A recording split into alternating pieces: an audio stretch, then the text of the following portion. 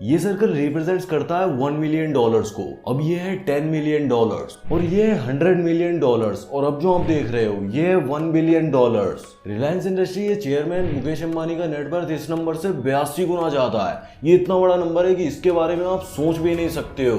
और आप यहाँ हो जो कि एक जॉब कर रहे हो, जो कि आपको अपनी डिग्री कंप्लीट करने के बाद मिली है। आपके पास ज्यादा पैसे नहीं है और दुनिया भर के खर्चे हैं। आपको अपने घर का लोन, क्रेडिट कार्ड की EMI और भी काफी सारे बिल्स चुकाने हैं। और हो सकता है कि आप एक स्टूडेंट हो और आपके सर पे एक बहुत ही हैवी स्टूडेंट लोन हो। और अमीर बनना तो मानो आपके लिए एक सपने जैसा हो। ये सारे मिलीनियर्स और बिलीनियर्स और करोड़पति लोग इतनी कम एज में इतने सक्सेसफुल कैसे बनते हैं? शायद इन्हें कोई चीट कोड पता है, शायद पैसा बुरा है, शायद आप अनलकी हो, शायद you are not good enough, शायद आप कभी अपना लोन क्लियर ही ना कर पाओ, शायद आप कभी वर्ल्ड ट्रैवल ही नहीं कर पाओगे, शायद आप कभी अपनी ड्रीम कार ही नहीं खरीद पाओगे, या शायद आपके सपने सिर्फ सपने ही रह जाएंगे। लेकिन क्या होगा अगर मैं कहूँ कि आप गलत हो?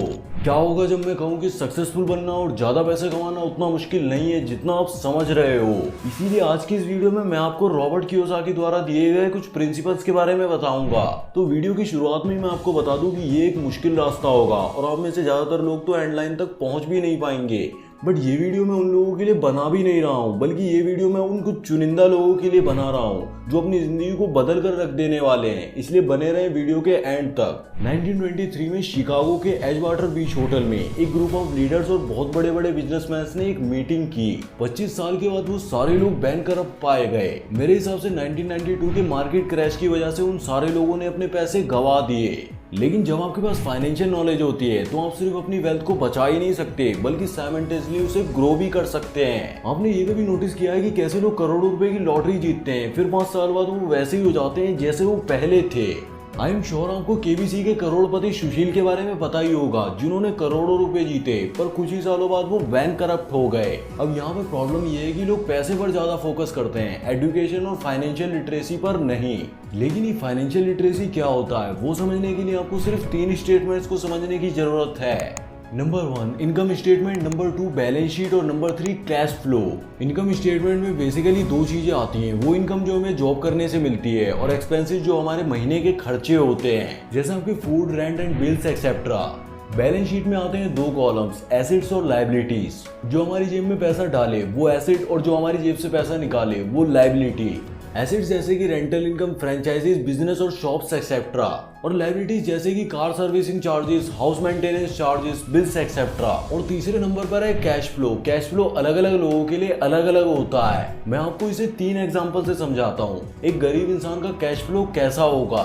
एक गरीब इंसान जिसकी इनकम कम है और एक्सपेंसेस ज्यादा हैं, तो सबसे पहले उसकी इनकम बैलेंस शीट में आती है, फिर उसके बाद एक्सपेंसेस कॉलम में चले जाते हैं। एक गरीब इंसान के पास ना ही एसेट्स होते हैं और ना ही लायबिलिटीज, वो सिर्फ अपने सर्वाइवल के लिए कमा रहा होता है। लेकिन मुझे लगता है कि हमें उन तक ये फाइनेंशियल नॉलेज पहुंचानी चाहिए। फिर आते हैं मिडिल क्लास लोग। ये अमीर बन सकते हैं लेकिन ये एसेट्स खरीदने की जगह लायबिलिटीज खरीद लेते हैं। इन्हें सबसे पहले पैसे आते हैं सैलरी से या फिर सेल्फ एम्प्लॉयमेंट से, और पैसे आते ही लायबिलिटीज में चले जाते हैं, जैसे कि कार की EMI, होम लोन की EMI, क्रेडिट कार्ड के बिल्स और फोन की EMI। और उसके बाद आते हैं घर के खर्चे, जैसे कि इलेक्ट्रिक बिल, दूध का बिल एक्सेट्रा। तो इसका भी एसेट्स का कॉलम खाली ही रहता है, क्योंकि उनके ऑलरेडी खर्चे तो बहुत है, लेकिन उन्हें हर महीने लायबिलिटीज भी तो खरीदनी होती है दूसरों को दिखाने के लिए, जिन्हें असल में वो पसंद भी नहीं करते हैं। फिर तीसरी कैटेगरी में आते हैं रिच लोग। एक अमीर आदमी अपने एसेट्स जैसे कि stocks, real estate, bonds, patent, businesses, इन्हीं से इतने पैसे जनरेट कर लेता है जिससे कि वो अपने घर के खर्चे जैसे कि इलेक्ट्रिसिटी बिल, फूड वगैरह को क्लियर कर देता है। और तो और वो अपने एसेट्स के पैसे से ही लायबिलिटीज खरीदता है, और फिर जो उनके पास एक्स्ट्रा कैश बच जाता है वो फिर उससे एसेट्स खरीद लेता है। एक अमीर इंसान हमेशा ही जानता है कि उसकी इनकम से पहले वो एसेट्स खरीदेगा, फिर ही लायबिलिटीज खरीदेगा। Point number 2 the rich invest money.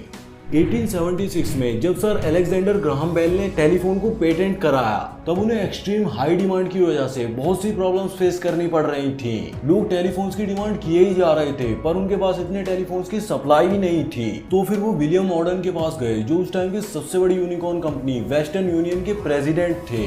Graham bell ने अपना पैटेंट सेल आउट करने के लिए उनसे $1 लाख की मांग की, जिसको विलियम ने पागल हो क्या कहकर रिजेक्ट कर दिया।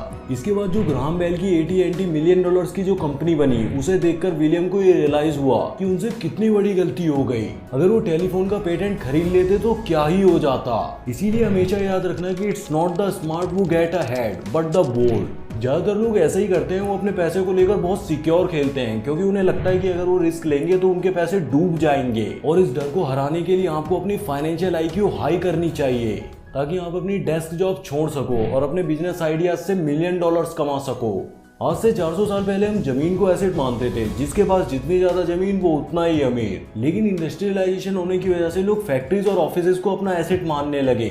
लेकिन अगर आज के मॉडर्न वर्ल्ड की बात की जाए तो लोग इंफॉर्मेशन को अपना एसेट मानते हैं। और यहाँ पर समझने वाली बात तो ये है कि इंफॉर्मेशन आर इनफाइनाइट और नई नई चीजें आती ही जा रही हैं। पहले के जमाने में ये सब पॉसिबल नहीं था, लेकिन आज के चैट GTP और AI के जमाने में ये सब पॉसिबल है। इसीलिए प्लीज अपना टाइम सीखने में और एग्जीक्यूट करने में लगाओ, क्योंकि जितना ज्यादा आप सीखोगे उतना ही ज्यादा आप बोल्ड और कॉन्फिडेंट बनते चले जाओगे। Point number 3, work to learn, don't work for money. एक बार रॉबर्ट कियोसाकी एक इंटरव्यू देने के लिए सिंगापुर गए थे। एक यंग लेडी उनका इंटरव्यू लेने वाली थी। इंटरव्यू लेने के बाद उस लेडी ने कहा कि मैं भी आप ही की तरह एक बेस्ट सेलिंग ऑथर बनना चाहती हूँ। अब क्योंकि वो पहले से ही बहुत अच्छा लिखती थी और रॉबर्ट्स ने पहले से ही उसके कुछ आर्टिकल्स पढ़े थे और रॉबर्ट को वो बड़े अच्छे लगे थे, तो रॉबर्ट ने उनसे कैजुअली पूछ लिया, तुम इतना अच्छा लिखने के बाद भी राइटिंग को फुल्ली परस्यू क्यों नहीं करती? जिसके बाद रिस्पॉन्स में उसने कहा, सब कहते हैं कि मेरे आर्टिकल्स बुक्स बहुत अच्छे हैं पर कोई उन्हें खरीदता ही नहीं है, इसीलिए मैं न्यूज़पेपर फर्म में काम करती हूँ ताकि मैं अपने बिल्स को टाइम टू टाइम पे कर सकूं। क्या आपके पास मेरे लिए कोई सजेशन है? तो रॉबर्ट ने इमीडिएटली जवाब दिया, यस, मेरा एक फ्रेंड है जो सेल्स सिखाता है, आपको उसके सेमिनार्स अटेंड करने चाहिए। उसे सुनकर यंग लेडी एकदम से गुस्से में आ गई और कहने लगी कि आप मुझे फिर से स्कूल जाने के लिए कह रहे हो, अब मैं सेल्स सीखूंगी। तो रॉबर्ट ने कहा, सीखने में क्या बुराई है? तो उसने कहा कि मैंने इंग्लिश लिटरेचर में मास्टर्स किया है, आई एम ए प्रोफेशनल, और वैसे ही मुझे सेल्स में कोई इंटरेस्ट नहीं है। ये बात बोल के वो अपना ब्रीफकेस पैक कर कर जाने लगी। फिर रॉबर्ट ने एक कवर देखा जो वो लेडी लेकर आई थी, जिस पर लिखा था Robert T. Kiyosaki, best selling author of the book rich dad poor dad. Robert ने उससे कहा कि ये देखो तुमने क्या लिखा है, best selling author. I am not the best writer, मेरी राइटिंग स्किल्स भी इतनी अच्छी नहीं है, पर I am a good seller. तुम्हारी राइटिंग स्किल्स भले ही अच्छी हो, बट अगर कोई उसे खरीदेगा ही नहीं तो क्या फायदा?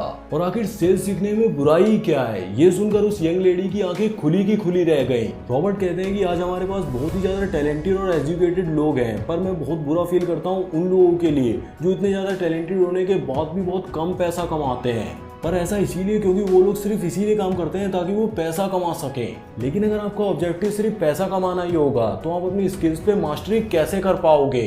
Point number 4, mind your own business. 1974 में मैकडोनल्ड्स के ओनर रे क्रोक को यूनिवर्सिटी ऑफ टेक्सास में इनवाइट किया गया था। वहाँ सारे स्टूडेंट्स जो MBA परस्यू कर रहे थे वो हॉल में पहुंच गए थे। उन्हीं स्टूडेंट्स में से रॉबर्ट का एक फ्रेंड भी वहाँ हॉल में प्रेजेंट था। रे क्रोक ने एक बहुत ही पावरफुल स्पीच दी जिससे सभी स्टूडेंट्स मोटिवेट हो गए थे। फिर फाइनली सब अपने अपने घर जाने लगे। फिर कैजुअली कुछ स्टूडेंट्स ने स्पीच के बाद रे क्रोक को उनके साथ हैंग आउट करने के लिए पूछ लिया। वहाँ पर रे ने सभी से एक क्वेश्चन पूछा, तुम्हें क्या लगता है मैं किस धंधे में हूँ? तो सब उनका मजाक उड़ाने लगे, ये कैसा सवाल है, आप तो बर्गर की फ्रेंचाइजीज बेचते हो।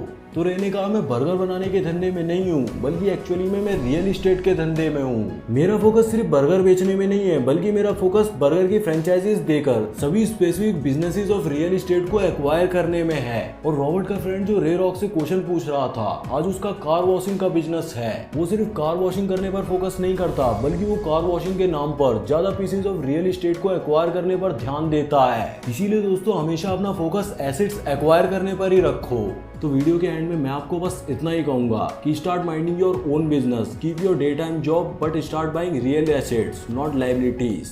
मुझे उम्मीद है कि आपको इस वीडियो से बहुत कुछ सीखने को मिला होगा, इसलिए वीडियो को लाइक जरूर कर देना और अगर आप चैनल पर नए हो तो चैनल को सब्सक्राइब भी कर लेना। सो गाइस, आज की वीडियो के लिए बस इतना ही। मैं मिलता हूं आपसे नई वीडियो में न्यू टॉपिक के साथ। तब तक के लिए वीडियो देखते रहो और सीखते रहो। Thanks for watching, love you all.